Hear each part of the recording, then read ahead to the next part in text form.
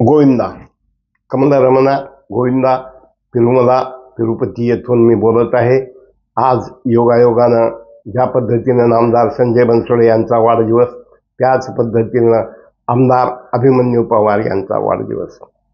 शुद्ध बीजापोटी फळे रसाळ गोमटी म्हटल्याप्रमाणे राष्ट्रीय स्वयंसेवक संघाचे प्रचारक, पूर्णवेळ कार्यकर्ते, कीर्तनकार ज्यांना हबप म्हणून म्हटलं जातं, असं त्यांचे पिताश्री आणि आज बाप से बेटा सवयी म्हटल्यासारखं त्यांच्या कामाची पद्धत जर पाहिली तर काही काळ ते युवा मोर्चाचे भाजपचे अध्यक्ष पदाधिकारी होते। त्या काळात त्यांना एक चांगला कार्यकर्ता म्हणून पारितोषिक मिळालं आणि नंतर काही 5 वर्ष जवळजवळ देवेंद्रजी फडणवीस मुख्यमंत्री असताना त्यांच्याकडं ते पीए म्हणून काम होतं। त्यामुळं केंद्रातले मंत्री, राज्यातले मंत्री यांचा संपर्क, महाराष्ट्रातल्या विविध समस्याचे जाण आणि भान ठेवत त्यांनी वेगवेगळ्या लोकपद्धतीनं विकासाची गंगा कशा पद्धतीनं त्या भागात आणता येईल, नेता येईल याचा विचार केला।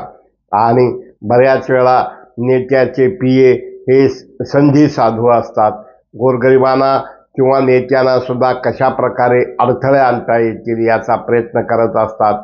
पण आमदार अभिमन्यू पवार यांनी वेगवेगळ्या पद्धतीनं जे काम केलं आणि त्यामुळं त्यांचा केंद्रातील जवळजवळ सर्वच मंत्री, राज्यातील सर्व पक्षाचे सर्व आमदार मंत्री यांचा संपर्क आला आणि आज ते जेव्हा विधानसभेला औसा विधानसभेतून उभा राहिले त्यावेळा लोक जे आश्चर्य वाटत होतं की ते निवडून येतील असं वाटत नव्हतं, पण त्यांनी चक्रव्यूह राजकारणाचा छेदून विजयी झाले आणि आमदार झाल्यानंतर आपल्या मतदारसंघात आणखीन काय काय करणं गरजेचं आहे हा त्यांचा सातत्यानं प्रयत्न राहिला।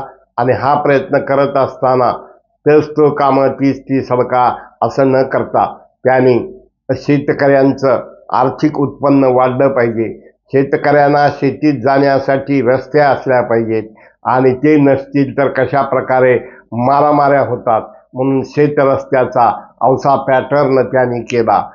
आणि औशामधील एसटी स्टँडचं भूमिपूजन, उद्घाटन, लांबजाना तसंच कासार शिरशिला तालुक्याचा दर्जा देण्याचा त्यांचा प्रयत्न, उपविभागीय कार्यालय, वेगवेगळे कार्यालय अशा प्रकारचं आणि औशावरून जे येणारा राष्ट्रीय महामार्ग, जर आपण पाहिलं प्रवास करत असताना बऱ्याच राष्ट्रीय महामार्गात उड्डाणपुलामुळं गावाचा संपर्क संपलेला असतो आणि त्यामुळं बाजारपेठेवर परिणाम होतो।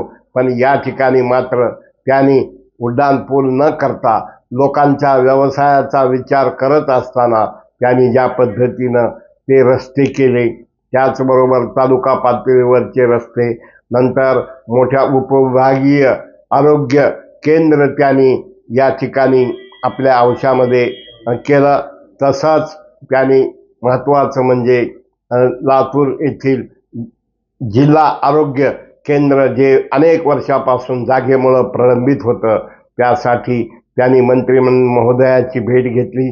सर्वच आमदारांनी भेटी घेतल्या, पण त्यांनीही त्यात घेतली आणि गावागावापर्यंत सततचा संपर्क आणि सगळ्यात महत्त्वाचं म्हणजे मारुती महाराज सहकारी साखर कारखान्याची त्यांनी निवडणूक लढवली। त्या निवडणुकीत त्यांना यश आलं नाही, पण त्यामुळं विचलित न होता त्यांनी आमदारकी लढवली आणि आज त्या भागात महाराष्ट्रातला सगळ्यात जुना सहकारी साखर कारखाना, जो साखर कारखाना म्हणजे एक महाराष्ट्राची, मराठवाड्याचीच नाही तर महाराष्ट्राची ओळख म्हणून ओळखलं जातं आणि त्या साखर कारखान्याला म्हणजे लिलाव न होऊ देता सुरू करण्याचा प्रयत्न केला। निश्चित यावर्षी गाळप थोडं कमी झालं, पण भविष्यात तो कारखाना कशा पद्धतीनं चालता येईल, दुसऱ्या बाजूला सत्संगात रमणारे, तिसऱ्या बाजूला शेतकरी, कष्टकरी युवक यांच्यासाठी प्रयत्न करणारे आणि जिल्हा परिषदेच्या शाळेची गुणवत्ता वाढली पाहिजे, त्या ठिकाणी वेगवेगळ्या पद्धतीचं शिक्षण दिलं पाहिजे,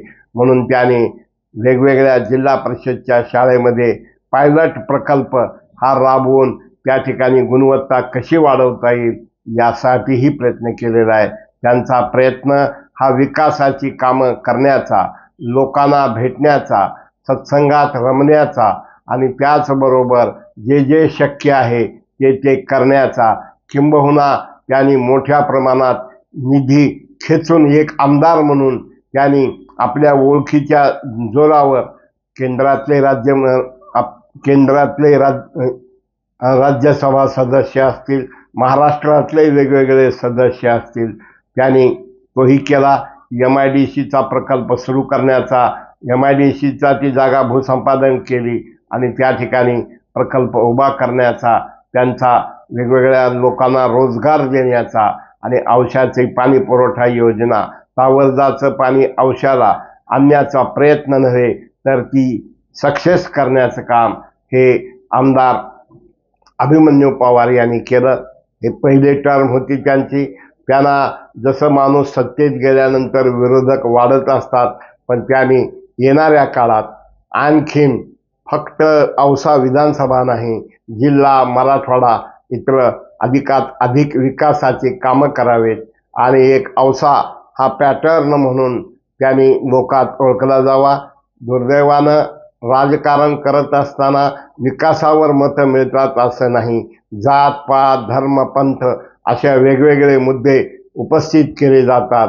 पण त्यांनी कासार शिरसी विभाग असेल, निलंग्या तालुक्यातील किंवा औसा तालुका असेल, प्रत्येक ठिकाणी अधिकात अधिक विकासाची कामं करण्याचा, शेतकऱ्यांना पूरक उद्योग सुरू करण्याचा आणि त्याही पुढे जाऊन रेशीम शेती, दुग्ध शेती आणि पूरक उद्योग म्हणून शेतकऱ्यांनी कुक्कुटपालन, गोठा आणि त्याचबरोबर त्यांनी वेगवेगळे निकष बदलून लोकहितासाठी लोककल्याणकारी कार्यक्रम त्यांनी राबवला.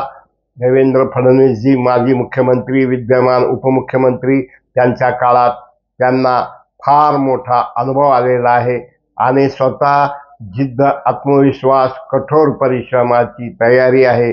म्हणून त्यांनी राजकारणाचा चक्रव्यूह छेदलेला आहे.